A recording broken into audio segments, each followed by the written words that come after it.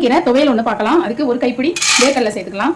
அப்புறம் காஞ்ச மிளகாய், ஒரு பச்சை மிளகாய், பூண்டு, சின்ன வெங்காயம், பெரிய சைஸ் தக்காளி ஒன்று, நார்லாம் எடுத்த புளிக்கொண்டு, தேவையான அளவு கல்லும். இதை இப்போ நல்லா நம்ம ஃப்ரை பண்ணிக்கலாம். இது நல்லா ஃப்ரை ஆகட்டும். இப்போ இதை நல்லா ட்ரையாக வதக்கிட்டோம். இப்போ இதுக்கு அடுத்து இதில் முருங்கைக்கீரை சேர்த்துடலாம். முருங்கைக்கீரை சேர்த்ததுக்கப்புறம் ரொம்ப வதக்கக்கூடாது.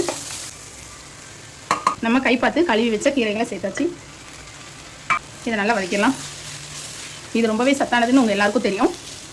இதை நீங்கள் வாரத்தில் 2 முறை இந்த மாதிரி செஞ்சு கொடுக்கலாம். இதை நல்லா வதக்குங்க. நல்லா இந்த கீரை மடிகிற வரைக்கும் வதக்குனா போதும். முருங்கைக்கீரை எப்போதுமே ட்ரையாக வதக்கக்கூடாது, அதோட சத்துக்கள் போயிடும். இன்னும் கொஞ்சமாக ஆயில் விட்டுக்கலாம்.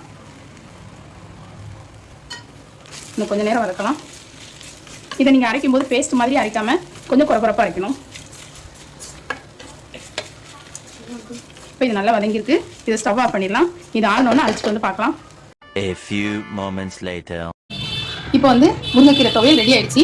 இதை நீங்கள் பேஸ்ட் மாதிரி அரைக்காமல் தண்ணி தெளித்து இந்த மாதிரி துவையல் மாதிரி நீங்கள் அரைச்சாதான் அந்த டேஸ்ட்டு நல்லாயிருக்கும்.